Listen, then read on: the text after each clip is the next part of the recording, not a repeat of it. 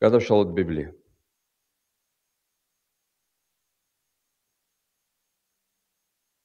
პირველი მეფეთას წიგნი, 18 თავი.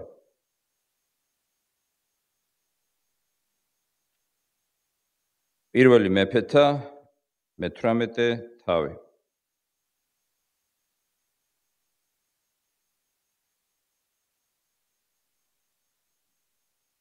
ექვსი 12.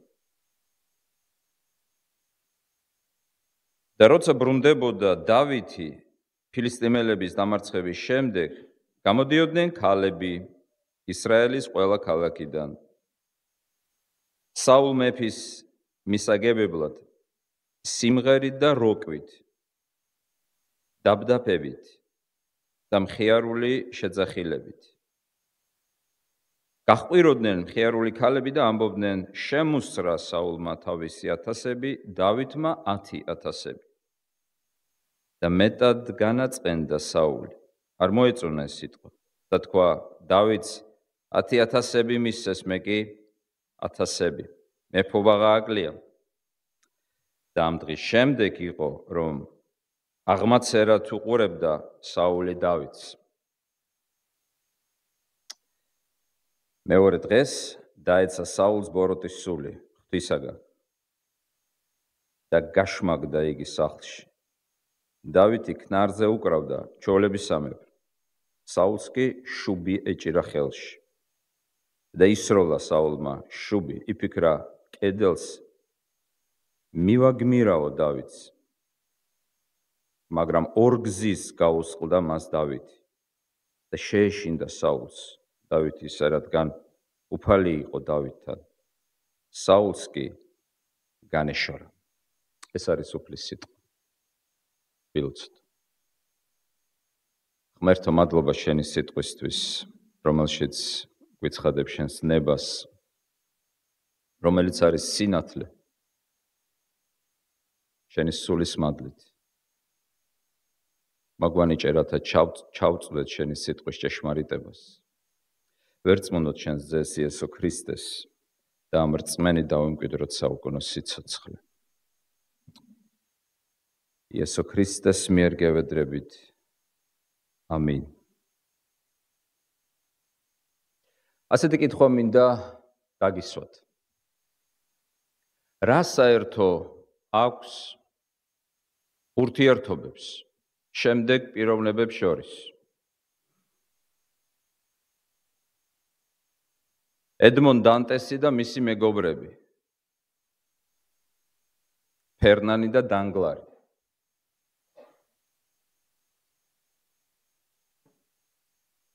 შემდეგ იაგო და ოტელო.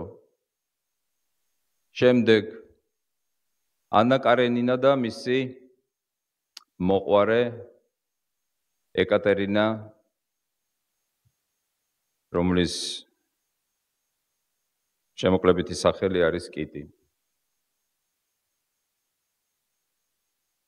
დავითი და საული.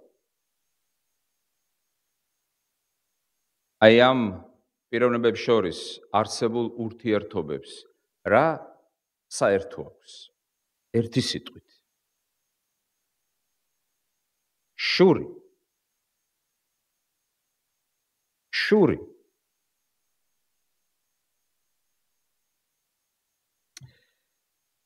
კიდევ რამოდენიმე შეკითხვა მინდა დაგისვათ ამ ურთიერთობებთან დაკავშირებით. 2. ეს როგორც შესავალში. პირველი, ვინ და ვინ იყვნენ ისინი ერთმანეთისთვის და რა გააკეთეს მათ შურის გამო? ან რატომ შეშურდათ მათ? რის გამო? რისთვის?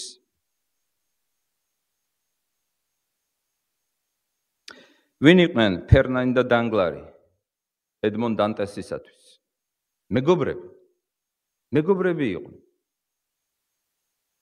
რატომ გაუჩნდათ მათ შური დანტესის მიმართ? იმიტომ რომ ფერნანს უყვარდა მისი საცოლე. რა ერქვა ედმონ დანტესის საცოლეს? ერთსედეს დანგლარს რატომ გაუჩნდა შური დანტესის მიმართ? იმიტომ რომ მას შეპირდნენ კაპიტნობა. ის უნდა გამხდარიყო კაპიტანი. ვინ იყო ან რის გამო გაუჩნდა შური იაგოს ამ ხორჩესხმულ სატანას ოტელოს მიმართ? ოტელო კანით რა ფერის იყო? მავრი იყო. ანუ შავი. როგორც კი ოტელო ლეიტენანტად დანიშნა კასიო, მას გაუჩნდა ღვარძლი და შური მის მიმართ. და ყველაფერი გააკეთა მის დასაღუპავად. ვინ იყო კიტი ანა კარენინასთვის? მისი ძმის ცოლის უმცროსი და როგორც კი გამოჩნდა მამაკაცი და ღვთისმსრჯულის საწინააღმდეგოდ ანამ აირჩია ეს მამაკაცი თავის საყვარლად. ხოლო იმ კაცმა ანა კიტის გულში გაჩნდა მის მიმართ შურის გრძნობა, რომელიც გადალახა. როგორც წესიერმა ღვთისმოშიშმა ადამიანმა და მოერია ამ გრძნობას. მოერია თუ არა იაგო თავის გრძნობას? ვერა. მან თავისი განზრახვა სისრულეში მოიყვანა და მოკლა. ოტელო. ფერნანდო დანგლარი რა გააკეთეს? ცრუ დასმენისათვის ჩააგდეს დანტესი ციხეში. განახორციელეს თავისი განზრახვა. რა ურთიერთობა იყო დავითსა და საულს შორის? თქვენ შეიძლება თქვათ, რომ მეფესა და ქვეშევრდომ შორის ურთიერთობა, მაგრამ მინდა გითხრათ, რომ საღვთო წერილის მიხედვით ეს ურთიერთობა იყო უფრო მეტი, ვიდრე ურთიერთობა მეფესა და ქვეშევრდომ შორის. ეს ურთიერთობა გამოიხატებოდა სიტყვებში ჩემო მამა, ჩემო შვილო. ეს მამა-შვილური ურთიერთობა იყო. ეს იყო კაცებს შორის ურთიერთობა, ორ კაცს შორის, რომელთა შორის ერთს გაუჩნდა შური. მამას გაუჩნდა შური შვილის მიმართ.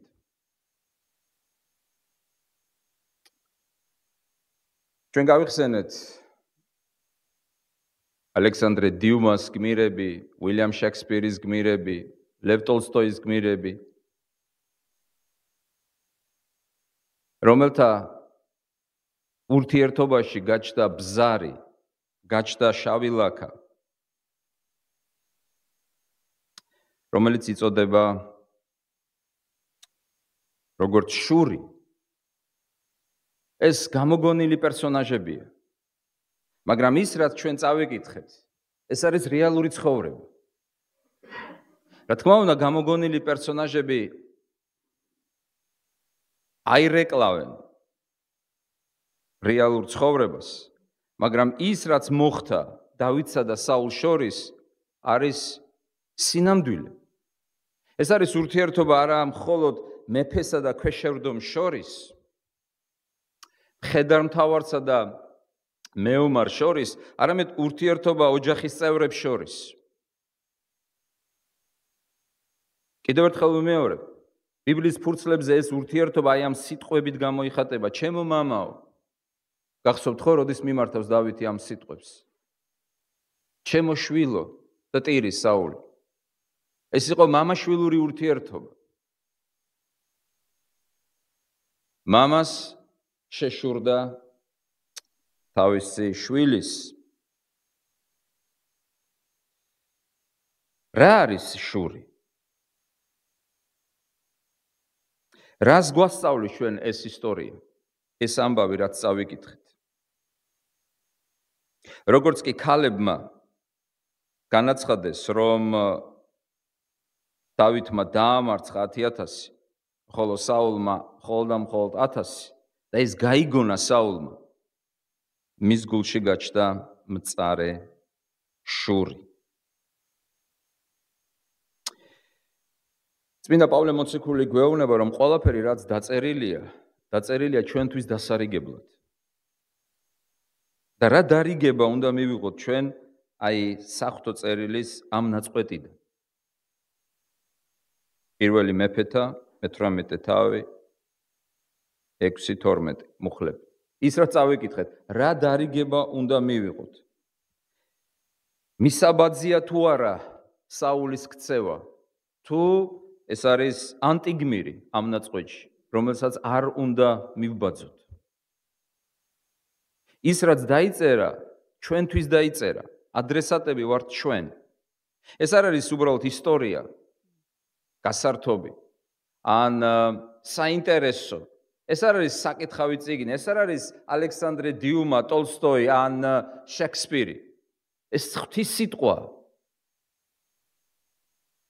ეს არ არის უბრალოდ მოყოლა ან მოთხრობა რაღაც ამბავისა. ეს არის ღვთის სიტყვა მომართული ჩვენდამი, რომელსაც აქვს გარკვეული გზავნილი, დარიგება, შეგონება, დამოძღვრა ჩვენთვის. იმიტომ რომ ჩვენს გულში შეიძლება წარმოიშვას შური. საულის მსგავსად. შური შეიძლება გაჩნდეს ოჯახის წევრებს შორის. შური შეიძლება გაჩნდეს ქალში, კაცში. არ აქვს მნიშვნელობა. ეს ტექსტი ჩვენ გვასწავლის შემდეგს. ჩვენ უნდა შევწყვიტოთ ერთმანეთის შური. ჩვენ უნდა შევწყვიტოთ ერთმანეთის შური. შური ყოვლად დაუშვებელია. შური დამანგრეველია. შური მიუღებელია. ამ ორი პიროვნების ურთიერთობა დაიშალა აი ამ დღიდან. მიაქციეთ ყურადღება, საღვთო წერილი რას ამბობს? გამოკვეთილად და ამ დღის შემდეგ, მიაქციეთ ყურადღება მე-9 მუხლს, და ამ დღის შემდეგ ყველაფერი შეიცვალა. ყველაფერი შეიცვალა. შეიძლება ვინმე თქვას, საერთოდ რატომ ღეროდნენ ქალები ასეთ სიმღერას, ისრაელიანები. მაგრამ იმ ქალების სიმღერის ან როკვის ბრალი კი არ იყო ეს დანგრეული ურთიერთობა, არამედ იმ ბოროტების გამო, რომელიც საულის გულში გაჩნდა. ამ დღის შემდეგ მამა-შვილური ურთიერთობა შეიცვალა. წარმოიშვა ორი ურთიერთობა. და საულმა ვერ შეძლო მთელი ცხოვრების განმავლობაში, ვერ შეძლო შურის განადგურება. წარმოგიდგენიათ, ისე მოკვდა, რომ შური ვერ დაძლია. ვერ გაუმკლავდა ამ შურს. თქვენ გონიათ ეს პატარა ამბავია? მთელი ცხოვრება ვერ გაუმკლავდა. ისე მოკვდა. და მას შურდა არა მტრის, შურდა უერთგულესი ადამიანის. უერთგულესი, რომელიც სიცოცხლეს დადებდა მისთვის, რომელიც ბრძოლობდა მისთვის.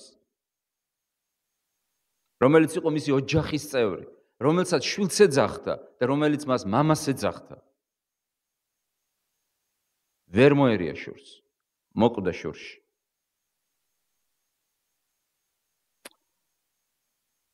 ჩვენ უნდა შევწყვიტოთ ერთმანეთის შური. რატომ უნდა შევწყვიტოთ ერთმანეთის შური? რატომ არ უნდა გშურდეს ერთმანეთის? ტექსტში მოცემულია 3 მიზეზი. რატომ? რატომ არა შურს? 3 მიზეზი, რასაც წაკითხული ნაწყვეტი საღვთო წერილისა გვასწავლის. პირველი, იმიტომ რომ შური აზიანებს ჩვენს გრძნობებს. მეორე, იმიტომ რომ შური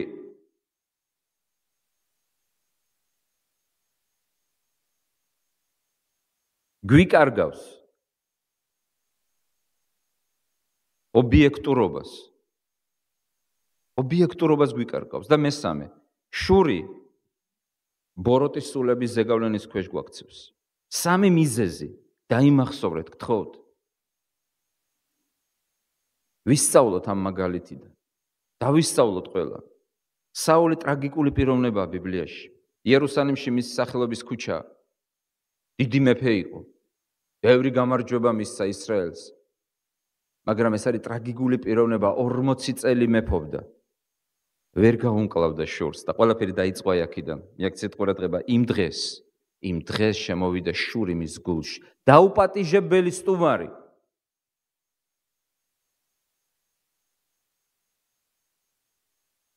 რამდენი გულისათვის დაუკაკუნებია ამ დაუპატიჟებელ სტუმარს. რამდენს გაუხსნია გულის კარები ამ სტუმრისთვის და მერე ვეღარ გაუგდია.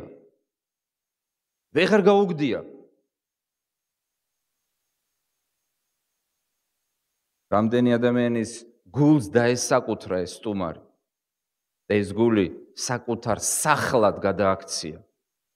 ამ სტუმარს შური ქვია, მეგობრებო, შური. შურმა დაღუპა დიდი მეფე, ცხებული ღვთისაგან, სულიწმიდისაგან ცხებული საული. შვილისადმი გაუჩნდა მას შური, რომელსაც ვერ გაუმკლავდა. სამი მიზეზი. საიდან გამოგყავს ჩვენ ეს სამი მიზეზი? რატომ არ უნდა გშურდეს? შეხედეთ მერვე მუხლს. წერია მეტად განაწყენდა. სხვანაირად შეიძლება წავიკითხოთ, მეტად განრისხდა. მისი ემოციები, მისი გრძნობები შეიცვალა უკვე. ნახეთ რას იწვევს შური. როგორ ბობოქარ გრძნობებს იწვევს გულში. შეხედეთ მეცხრე მუხლს, ალმაცერად დაუწყო ყურება უკვე თავის შვილს. ობიექტურობა დაკარგა. შური ჩვენ გვართმევს ობიექტურობის სტანდარტებს, შეფასებებს. უკვე სხვანაირად უყურებდა. შურის გამო სულ სხვანაირად დაუწყო ყურება პიროვნებას. შურის სათვალეებით უყურებდა უკვე მას. და მესამე, საიდან ხედავთ? აი ამ სამ საშინელებას, რასაც შური აკეთებს. მეათე მუხლი, აქ წერია გაშმაგდა საული, როდესაც ბოროტის სული გადმოვიდა მასზე. ბოროტის სული მივიდა შურიან გულში. ერთი შეეცვალა მას გრძნობები, მეორე დაკარგა ობიექტურობა და მესამე აღმოჩნდა ბოროტის სულის ზეგავლენაში. ხედავთ რას აკეთებს შური. რას აკეთებს შური? აი ამ ნაწყვეტიდან, რაც წავიკითხეთ. სამ რამეს. რა არის შური? შესანიშნავად განმარტავს ჩვენი სულხან საბა ორბელიანი ლექსიკონში. რა არის შური? ის წერს, შური არის მწუხარებაი სხვისა კეთილსა ზედა.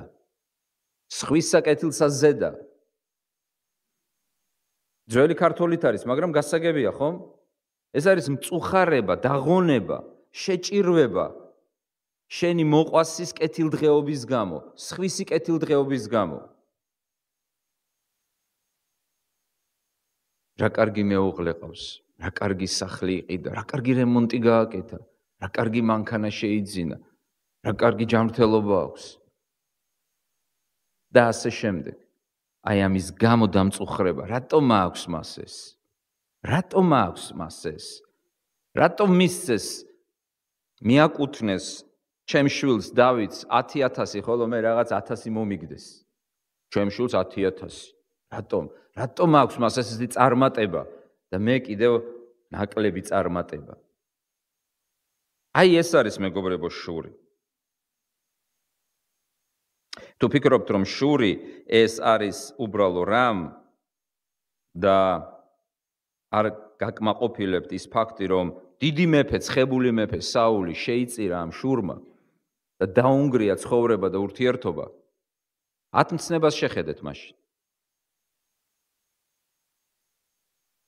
რომელი მცნების დარღვევაა შური?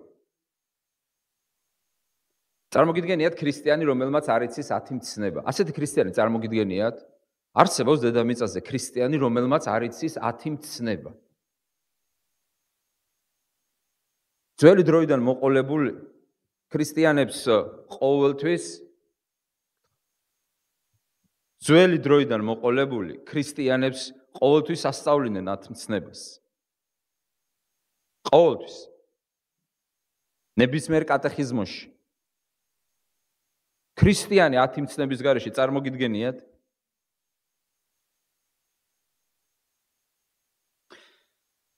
მე მესმის ზოგჯერ დაწყობილად ვერ ამბობს ზოგიერთი, ეს არის პირველი მცნება, მეორე მცნება, მესამე მცნება, მაგრამ 10 მცნება ხომ ყველა მიცის. კარგია რომ იცოდეს დალაგებულად და ისიც საწერია 10 მცნება ჩამოწერილად. დაუბრუნდეთ ჩვენს შორს.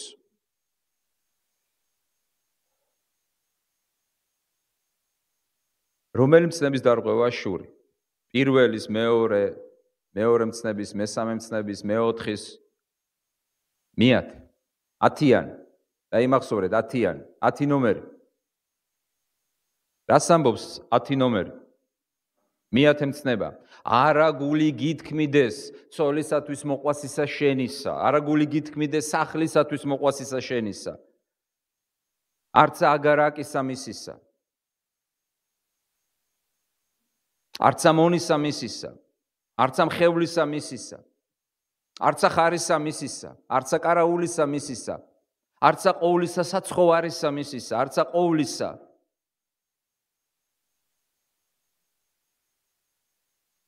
მისი რაიცა იყოს მოყვასისა შენის. ანუ არ მოისურვო, არ შეგშურდეს. ორი სიტყვით მეათე მცნება არ შეგშურდეს. წავიწიოთ წინ. მეცაც ვიტყვით. შურმა არა მარტო დაამსხვრია მამაშვილური ურთიერთობა. დაუმსხვრია სიცოცხლე ცხებულ მეფეს. არა მარტო არის დარღვევა დეკალოგისა, ანუ 10 ცნებისა.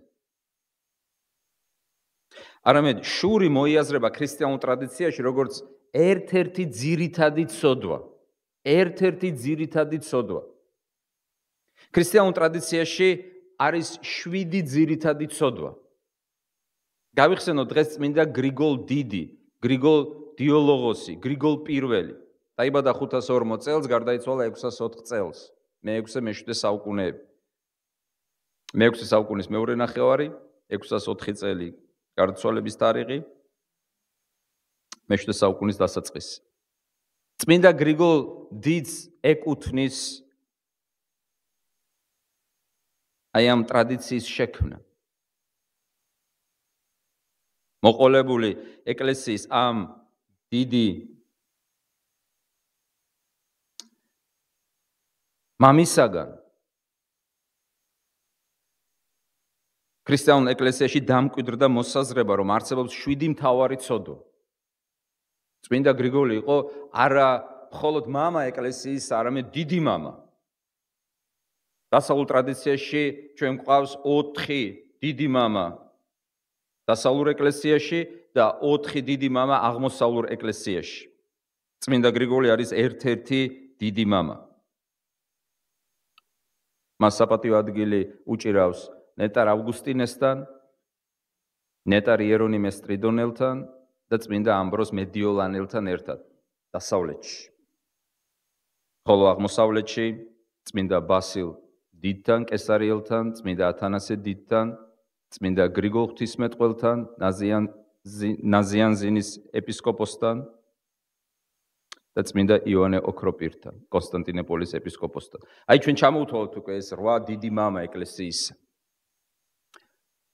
რომელთა მემკვიდრეობაც გააჩნია დღეს ეკლესიას. გრიგოლ დიდს აქვს ნაშრომი სახელწოდებით განმარტებანი იობის წიგნზე, ანუ ზნეობრივი განმარტებანი. აი ესეთი ნაშრომია, რომელიც შედგება 35 წიგნისგან. ეს არის ყველაზე დიდი მოცულობით დიდი წიგნი განმარტებითი შინაარსის ძველ აღთქმაზე, რომელიც ეკუთვნის წმინდა გრიგოლ დიდს. დაახლოებით 590 წლისთვის დაიწერა ეს წიგნი, რომელიც არის მისი ქადაგებების კრებული. 35 წიგნისგან, რატო ვასახელებ ამ წიგნს? სწორედ აი ამ ნაშრომში ის ამბობს, რომ არსებობს 7 ძირითადი ცოდვა და სათავეს უდებს ამ ტრადიციას. ის ამბობს, რომ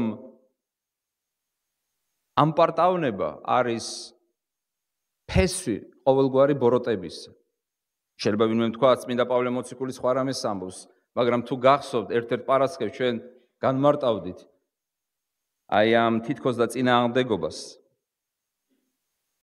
და ისიც თქვით, რომ შეიძლება ეს ყოველგვარი წინააღმდეგობის გარეშე განიმარტოს. აი ამ ნაშრომში კერძოდ თუ სიზუსტე გნებავთ 31 წიგნის 97 თავში, სულ 35 წიგნისგან შედგება ეს ნაშრომი. 31 წიგნის 97 თავში. აი რას ამბობს. ამ პარტავნება არის ფესვი ყოველგვარი ბოროტებისა. 7 ძირითადი ცოდვა ამბობს ეკლესიის მამა, რომლებიც წარმოიშობა შხამიანი, აი ამ შხამიანი ფესვისგან. ასე უწოდებს ის ამ პარტავნებას. არის შემდეგი. 7. ჩამოვთვალოთ.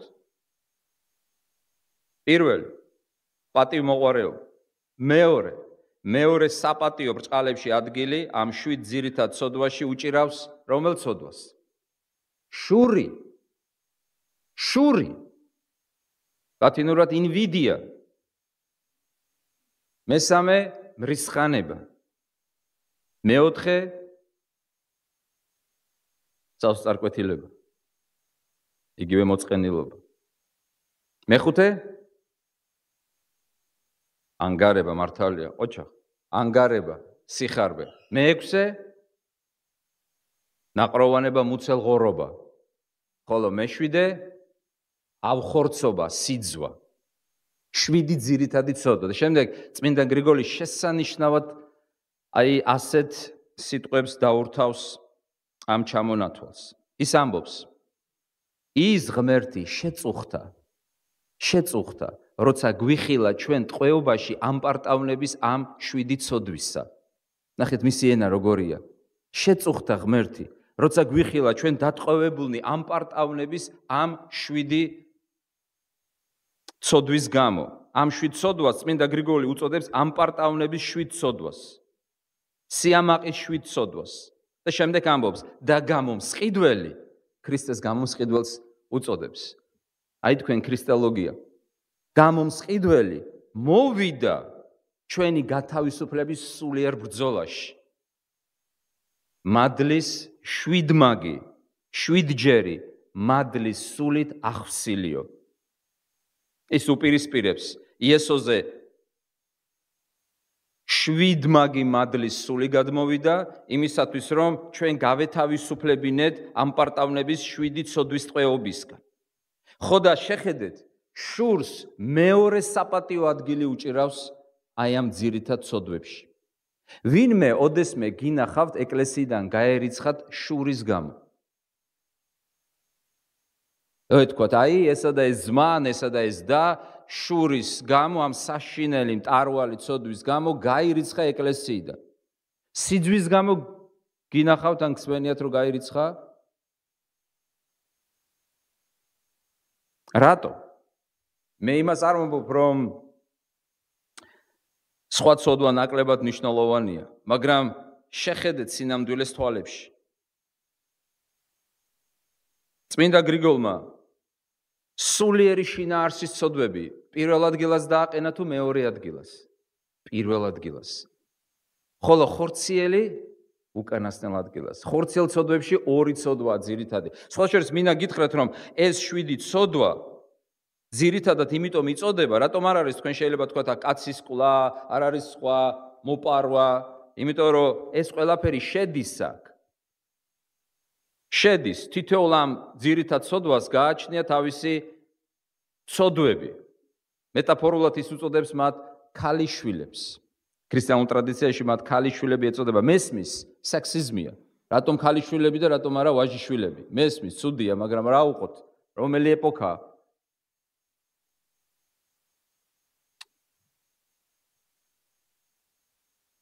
ხორციელი ცოდვები, მუცელღორობა. როდესმე გაგიგიათ ეკლესიაში ვინმეს რიცხავდნენ, აი ნაყროვანების გამო, რომ ბევრს ჭამს, ვრიცხავთ ეკლესიიდან. გაგიგიათ ამისთან არა?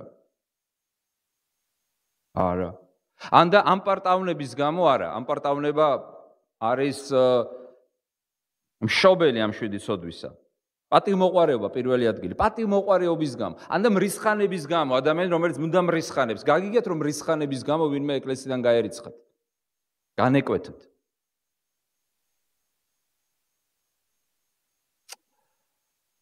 რატომ? მიზეზი არის ის, რომ მიზეზი რა არის? ის კი არა რომ აბხორცობა, ანუ სიძვა არის ნაკლები ბოროტება. საშინელებაა, მაგრამ სიძვა ჩანს და შური ჩანს თუ არა? არ ჩანს. არ ჩანს შური. არ ჩანს. მრისხანებაც არ ჩანს თუ არ გამოავლინე. მე მესმის ზოგიერთს ყველაფერი სახეზეა წერია, მრისხანებაც, შურიც, პატივმოყვარეობაც, სიძვაც სხვათა შორის, სუნაგობაც, როდესაც სუფრა გაშლილია და ლოცვის გარეშე მივარდება ისე შია, ანუ გამოვლინება ეს ყველაფერი არსებობს. მაგრამ შური მაინც ბოროტი რაღაცა, რატომ იცით? არ ჩანს ის, შიგნით არის. წმინდა გრიგოლი დიდი მამა იყო ეკლესიის. მან შესანიშნავად დააწყო ეს ყველაფერი. თქვენ გონიათ როგორ დააწყო? საღვთო წერილს მოიშველიებს ის.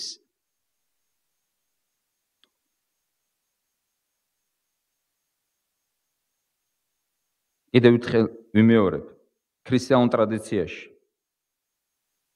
მყარად არის ეს აზრი დამკვიდრებული, რომ არსებობს 7 მთავარი ცოდვა, რომლებიც წარმოშობს ყველა სხვა დანარჩენ ცოდვას. მაგალითად, მკვლელობა. მრისხანებას შეუძლია თუ არა მკვლელობის წარმოშობა? კი თუ არა? შეუძლია. შურს? შეუძლია. რა გაუკეთა იაგო მოტელოს? რა გაუკეთეს მეგობრება ფერნანდმა და დანგლარმა? ეს გამოგონილი პერსონაჟებია. რა გაუკეთა საულმა დავითს? მასშტაბად რა ვთქვით ჩვენ აი ამ ტარვალზე? ჩვენ ვთქვით ის, რომ ჯერ ერთი შური ამ ყველაფერს რატო ვლაპარაკობთ? რა მიზანი აქვს, რომ აი ამ ყველაფერს ასე ჩამოთვლითად ვლაპარაკობთ? ამაზე ჩამოთვლითად ვსაუბრობთ. რომ დავინახოთ საძაგლობა, არარაობა, საშინელება აი ამ მანკიერებისა. ერთი რომ ასეთი დიდებული მეფე დაანგრია და დაამსხრია და დაუმსხრია და გაუმწარა ურთიერთობები. მეორე რომ ეს არის 10 მცნების დარღვევა და მესამე რომ ქრისტიანულ ტრადიციაში შური იკავებს საპატიო მეორე ადგილს ძირითად მანკიერებათა შორის.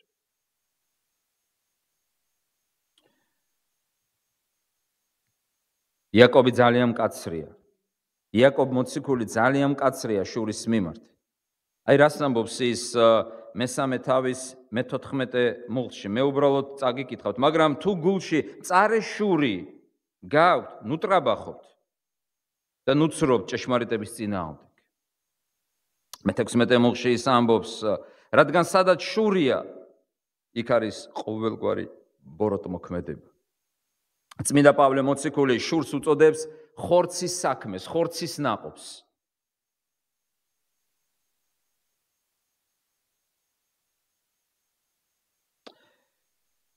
ეს არის გადაცდომა და მანკიერება. რომელიც წამლავს ჩვენს ცხოვრებას. რატომ ვერ გაექცა საული ამ მანკიერებას? რატომ შეიწირა ამ ბოროტებამ ეს დიდებული პიროვნება? დაუბრუნდეთ ჩვენს ტექსტს.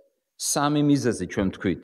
რა გააკეთა შურმა მის ცხოვრებაში? პირველი, მერვე მუხში. ჩვენ ვკითხულობთ, მეტად განაწყენდა საული.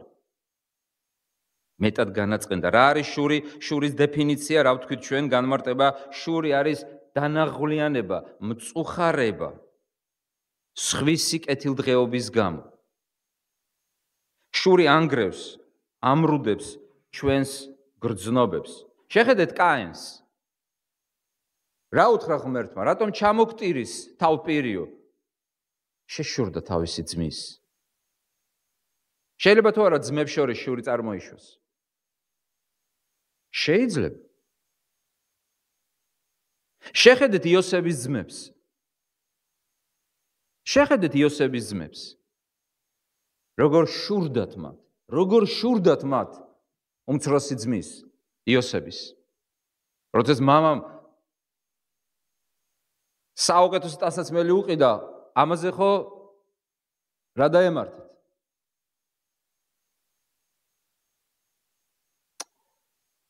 რატომ უყვარდა იაკობს იოსები ყველა შვილზე უფრო მეტად? ზოგი პასუხობს იმიტომ, რომ საყვარელი ცოლისგან იყო. რა ბენიამინი არ იყო საყვარელი ცოლისგან? ბენიამინი არ იყო საყვარელი ცოლისგან? რახილს გულისხმობ, რაქელს გულისხმობ. ბიბლიაში არ არის პასუხი, მაგრამ თალმუდშია პასუხი, ებრაულ კომენტარებში. იმიტომ, რომ როდესაც უყურებდა იოსებს, საყვარელი ცოლი ახსენდებოდა, ისე გავდა დედას. ისე გავდა დედას. მის სახეში უყურებდა მის საყვარელ პიროვნებას, რომელიც გარდაეცვალა მშობიარობის დროს.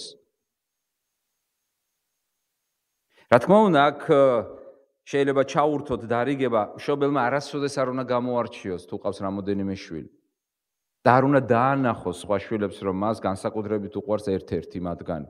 თორე განწერულია ის, განწერულია შურისთვის. განწერულია, სხვებს შეშურდებათ.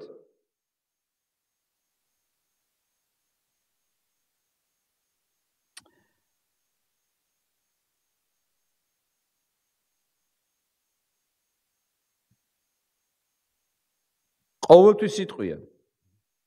მას რო აჩუქე, მე რატო არ მაჩუქე? მას რო საყვედურობ, მე რატო არ მსაყვედურობ? ან მე რატომ საყვედურობ, თუ მას არ უსაყვედურებ? სხვადასხვაის ეს უფროსების ხვედრია. მე ვიცი, რას ვამბობ. იმიტომ რომ მშობელი ყოველთვის უმცროსისკენ იხრება და ამბობს, პატარა, შეეშვი. და უფროსი მუდამ განაწყენებულია. შეხედეთ, როგორ შეეცვალათ სახე იოსების ძმებს, როდესაც დაინახეს იოსები მომავალი მათკენ. შეხედეთ, როგორ შეეცვალა საულს გრძნობები, როგორც კი შური გაჩნდა მის გულში. მეგობრებო, შური ანგრევს ჩვენს წრფელ გრძნობებს. იქ სადაც უნდა დავმწუხრდეთ, ჩვენ არ მწუხრდებით. რომელი მწუხარებაა ღვთისათვის ყველაზე მოსაწონი მწუხარება? იცით რომ საღვთო წერილის მიხედვით არის მწუხარება, რომელიც სასიცოცხლოდ მნიშვნელოვანია. სასიცოცხლოდ. ამ მწუხარების გარეშე ვერავინ ვერ შევაცა სასუფეველში, ასეც გეტყვით.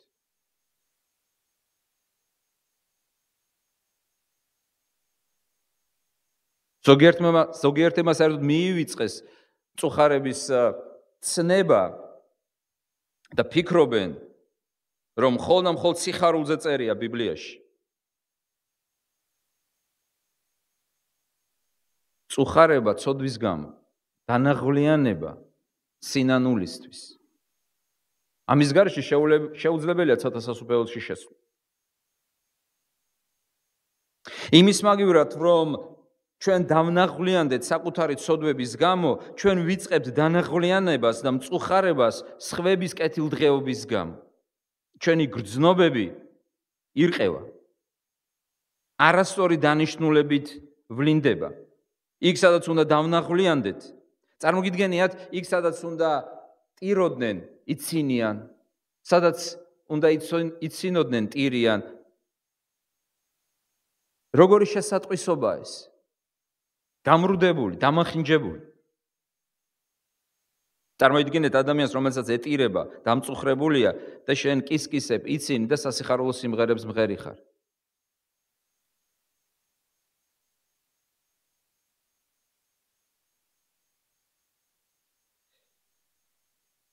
საულმა დაკარგა არა მარტო გრძნობები, ან უпростоრად ამ გრძნობების მართებული გამოვლენა, არამედ ობიექტურობა. შეხედეთ, შურის გამო მან დაუწყო აღმაცერად ყურება დავითს. აი რა შვება საული, აი რა შვება შური. საულში და ყველა ჩვენგანში. როგორც კი ადამიანს უჩნდება შური ვინმეს მიმართ, ის მას უკვე სხვანაირად უყურებს. ის უკვე ვერ განსჯის ობიექტურად. ყველა მისი ლაპარაკი, ეს იმიტომ თქვა, რატომ მითხრა ეს? რატომ შემეკითხა? რატომ იქცევა ასე? რატომ აცვი ასე? რატომ სუნთქავს ასე? ყველაფერი სხვანაირად მას ელანდება უკვე. რატომ? იმიტომ რომ შურს ადამიანი გამოყავს რეალობიდან. როდესმე ყოფილხართ გამრუდებული სარკეების დარბაზში. სადაც თქვენს გამოსახულებას სხვადასხვა გამრუდებული სახით ნახულობთ. აი ასე აკეთებს შური. შური ადამიანს ხდის ეჭვიანს. ყველგან საულს ელანდებოდა, რომ მისი შვილი დავითი. შეიძლება ვინმე შეგვედავოს და გითხრას, ის ხომ არ იყო მისი შვილი, სიძე იყო, მესმის, მაგრამ აღმოსავლურ კულტურაში და იმ ურთიერთობაში, რომელიც გაჩნდა საულსა და დავითს შორის, ეს იყო ურთიერთობა მამასა და შვილს შორის. ასე ეძახდნენ ერთმანეთს, მამა და შვილი. შეხედეთ, ყველა დავითის ქცევაში ის ნახულობს მცდელობას, რომ დავითის მცდელობას, გამრუდებულ მის ქცევებს, თითქოს დავითს სურს მისი განადგურება, მისი მოკლა. მნიშვნელობა არ აქვს, რას ვუყურებთ, მნიშვნელობა აქვს, როგორ ვუყურებთ.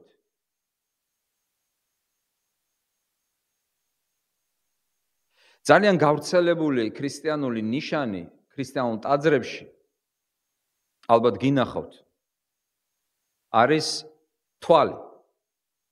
ყოვლის მხედველი თვალი, იგულისხმება ღვთის თვალი, რომელიც ყველგან და ყველაფერს უყურებს.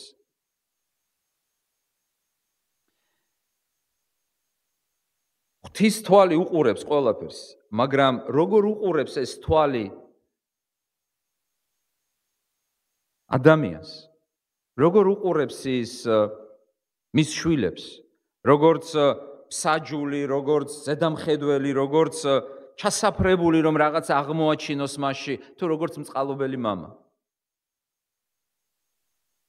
როგორ უყურებდა საული დავითს, როგორც მამა? არა. ის უყურებდა, იმიტომაც მიათხოვა თავისი გოგომას, რომ მოეკლა. წარმოგიდგენიათ? წარმოგიდგენეთ შური რას აკეთებს. საკუთარი შვილი გაწირა, გოგო, ქალიშვილი, რომ დავითისთვის ბოლო მოეღო შვილის საშუალებით.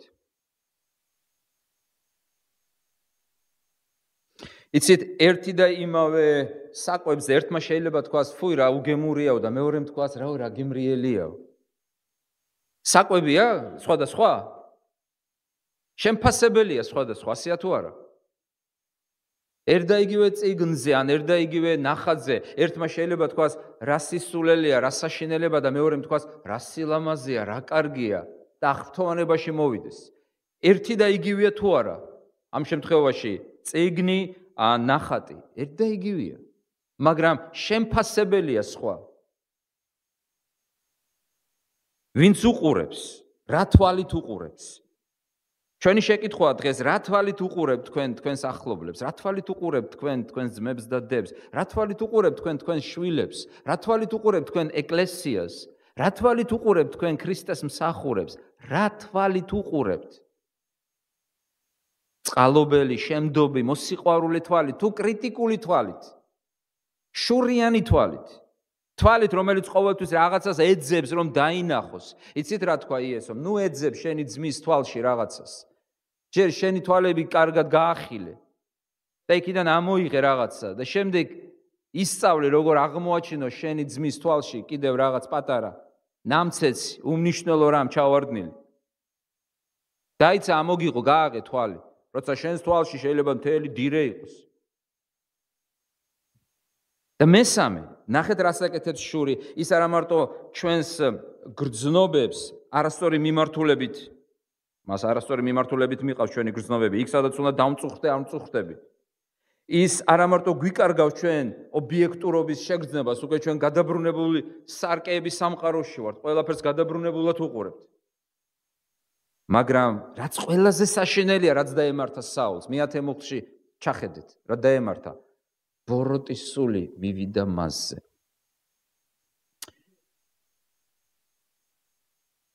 შეიძლება ხმამაღალი კომენტარის გარეშე.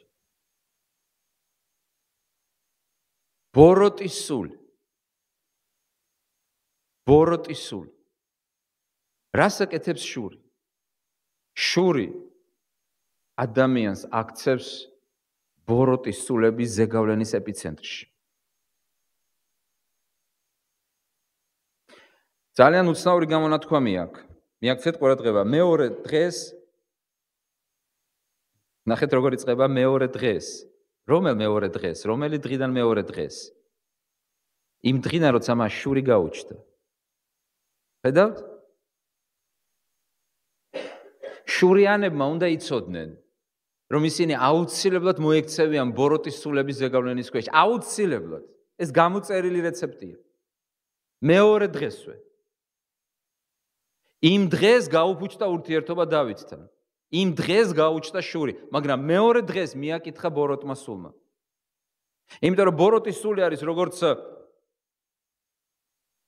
როგორც ძალა, რომელსაც იზიდავს შური. ის ხო მოკავშირია. ადამიანამდე პირველი შურიანი ვინ იყო? სატანა. მიაქციეთ ყურადღება მე-10 მუხლში. დაეცა საულს ბოროტის სული ღვთისაგან. ერთი წუთი, რას ნიშნავს ბოროტის სული ღვთისაგან, რანაირად არის? რას ნიშნავს ეს გამონათქვამი? დაფიქრებულ ხარ თუ არა? ღვთისაგან ნიშნავს ღვთის ნებართვით. მის გარეშე არ მოვიდოდა ბოროტის სული საულთან. არადა, იცით ვიზე ვლაპარაკობთ? საულზე, რომელზეც დასაწყისში თუ წაიკითხავთ ამ წიგნში, გადმოვიდა უფლის სული და ამიტომ დაერქვა მას ცხებული. უფლის სული იყო დავითს საულზე. და აქ ჩვენ ხედავთ, რომ უფლის სულის ნაცვლად მასზე მოვიდა რომელი სული? ბოროტის სული. რატომ? მეორე დღეს და იმიტომ. რომელ დღეს მეორე დღეს, რა დღის შემდეგ მოვიდა ბოროტის სული? როდის მიაკითხა ბოროტმა სულმა მას? როცა ის შურიანი გახდა. ეს ძალიან საშიშია. ჩვენ უნდა შევწყვიტოთ შური. უნდა შევწყვიტოთ თუ არ გვინდა ბოროტს სულებთან ურთიერთობა. ვის უნდა ბოროტს სულებთან ურთიერთობა? გინდათ ბოროტს სულებთან ურთიერთობა? გვინდა ბოროტს სულებთან ურთიერთობა? გვინდა რომ ბოროტის სული გადმოვიდეს ჩვენზე? შეხედეთ საულს, რა დაემართა. კიდევ ერთი აზრი, ძალიან მნიშვნელოვანი. ეს მათთვის, რომელნიც ფიქრობენ, რომ სულიერი გამოვლინებები მაინდამაინც სულიწმიდისაგან არის ინსპირირებული. ქართულ თარგმანში წერია, 2001 წლის თარგმანში, რომ გაშმაგდაო. სინამდვილეში იცით ებრაულ ტექსტში რა სიტყვა წერია? სიტყვა, რომელიც აღნიშნავს წინასწარმეტყველებას. ეს არის ძველი ებრაული სიტყვა. ნავა, აქედან არის წინასწარმეტყველი, ნავი. 2015 წლის თარგმანში არის შესანიშნავად გადმოცემული ეს აზრი. 2015 წლის თარგმანში წერია, რომ მისანივით იქცეოდა საულიო. ანუ საულმა დაიწყო წინასწარმეტყველება. მაგრამ ეს წინასწარმეტყველება სულიწმიდისაგან იყო თუ ბოროტის სულისგან? ბოროტის სულისგან. მეგობრებო, ყველა სულიერი გამოვლინება არ არის სულიწმიდისაგან.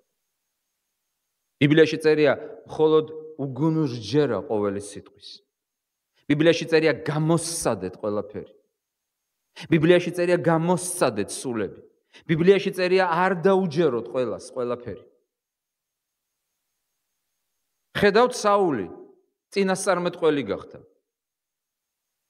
კიდევ ერთხელ ვიმეორებ, სიტყვა, რომელიც გადმოთარგმნილია ჩვენთან როგორც გაშმაგდა, სიამდვილეში ნიშნავს გაწინასწარმეტყველებას, მისნობას. საული სხვა დროშიც წინასწარმეტყველებდა, გახსოვთ? როცა გაეკიდა მოსაკლავად, სულიწმიდა გადმოვიდა მასზე.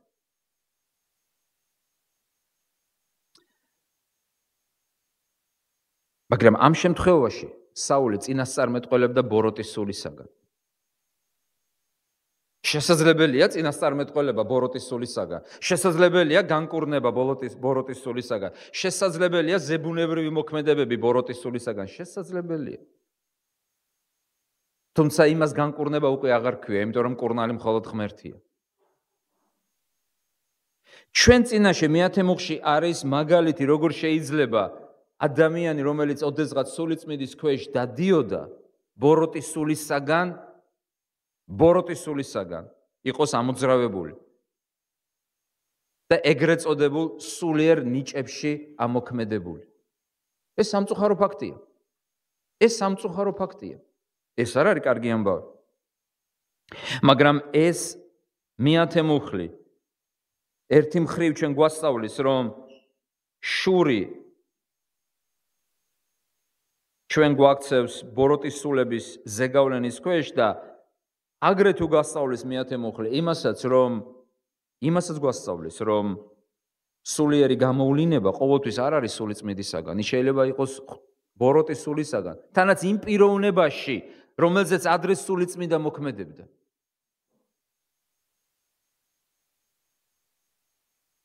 შეიძლება თუ არა იქადაგო შურით. კითხავსო, ემსახურო. არ შეიძლება, მაგრამ შესაძლებელია. წმინდა პავლე მოციქული ფილიპელთა წერილში ამბობს, ზოგიერთები ქადაგებენ როგორო? ჯიბრითო. შურთ და იმიტომ ჩემიო. ესე იგი შესაძლებელია. მე მაინც ხარობო. ისუს ხო რამის გამო ხარობდა, არა იმიტომ რომ შურიანად ქადაგებდნენ. მაგრამ ჩვენ ხედავთ, რომ შესაძლებელია წინასწარმეტყველებდეს ადამიანი ბოროტი სულის ზეგავლენის ქვეშ. მაშასე, ჩვენ ხედავთ დარიგებას ძალიან გასაგებ ენაზე ამ ტექსტში. ჩვენ უნდა შევწყვიტოთ ერთმანეთის შური. ჩვენ არ უნდა გვშურდეს ერთმანეთი. რატომ? იმიტომ რომ შური აზიანებს ჩვენს ემოციებს, გრძნობებს. იმიტომ რომ შური ჩვენ გვიკარგავს ობიექტურობას. იმიტომ რომ შური ჩვენ გვაქცევს ბოროტი ძალების ზეგავლენის ქვეშ. ეხლა შეხედეთ შურის ობიექტს. ჩვენ პარასკევს, არ ვიცი, სპონტანურად მოხდა, არ ვიცი, ვისი იდეა იყო მსახურების შემდეგ ჩაი მოიტანეს თუ რაღაცა მოიტანეს ყავა და დავსხედი და ვსაუბრობდი და ამ თემაზე ვლაპარაკობდი და ასეთი შეკითხვა იყო დასმული. როგორ დავახციო თავი შურიან ადამიანებს? ასეთი საკითხი იყო.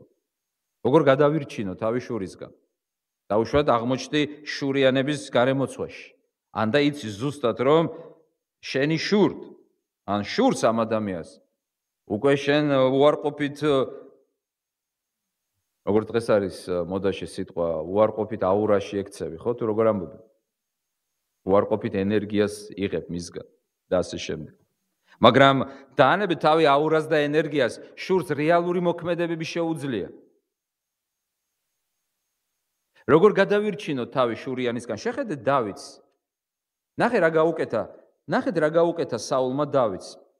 როდესაც ბოროტის სული გადმოვიდა ამ შურიან კაცზე, ესროლა მას შუბი ორჯერ ესროლა. სხვადასხვა მინდა გითხრა და აღნიშნო მინდა და მადლობა მოუხადო. საოცარი პასუხები იყო, საოცარი და ბრძნული და ღვთის სიტყვით გაჯერებული. ყველამ საოცარი პასუხი გასცა ამ შეკითხვას. როგორ გადავირჩინო თავი შურიანი კაცისგან? თქვენ უნდა ყოფილიყავით იმ საუბრისას და მოგესმინათ ეს პასუხები, რაც კიდევ ერთხელ მეტყველებს და მოწმობს იმაზე, რომ თქვენ საუცხოოდ იცით საღვთო წერილი. მადლობა უფალს. და კვლავ მინდა ამ ტექსტს მიუბრუნდეთ. რა დაემართა დავითს? ერთხელ ესროლა. მოარტყა თუ არა საულმა დავითს? მოხდა თუ არა შურის ის არის არა, შუბი. შურიანი კაცი ყოველთვის ისვრის შუბს. ყოველთვის ისვრის შუბს. ზოგჯერ ეს შეიძლება მზერის შუბი იყოს. ისე გიგრძნიათ, რომ თქვენი შურთ? ზოგჯერ. გიგრძნიათ შურიანი ადამიანის მოქმედება ან ზემოქმედება საკუთარ თავზე? ალბათ ყველას. ხო, ეხლა ჩვენ შევაბრუნეთ სიუჟეტი, ჩვენ ვლაპარაკობდით საულზე და გადავერთეთ დავითზე. შეხედეთ დავითს. დავითი არის მსხვერპლი. ამ სიტუაციაში შურიანი კაცი ესვრის მას შუბს ორჯერ. მაგრამ რა ხდება? არ ტყამს თუ არა? რატომ? შეიძლება ვინმე თქვას, იმიტომ რომ კარგი რეაქცია ჰქონდა დავითს, ხო? რეაქცია ჰქონდა საოცარი. და ერთი წუთი, ელეანორა, ხო, შეიძლება? და ისროლა საულმა შუბი. იფიქრა კედელს მივაგმირავ. მაგრამ ორგზის დაუსყლდა დავითი. კი, კარგი რეაქცია ჰქონდა, მაგრამ რატო ჰქონდა კარგი რეაქცია? იმიტომ რომ ვარჯიშობდა? ჯიმში დადიოდა? კარგი რეაქცია ჰქონდა? რატომ ჰქონდა კარგი რეაქცია? რატომ დაუსხლდა? რატომ ვერ მოარტყა შურიანმა კაცმა შუბი? რატომ? აი უკანასკნელი მუხლი ჩვენი ნაწყვეტისა და ამით ვასრულებთ. რატომ? შეხედეთ. და შეეშინდა შურიანს დავითისა, რადგან უფალი იყო დავითთან. საულს კი განეშორა. შურიან კაც უფალი ტოებს ადრე თუ გვიან. მაგრამ დავითთან იყო უფალი. ამიტომაც დაუსყლდა. შურიანი კაცი ბევრჯერ დააპირებს თქვენს მოკლას და მოკლავს კიდეც თავის გაგებაში, მაგრამ თქვენ არ მოკვდებით.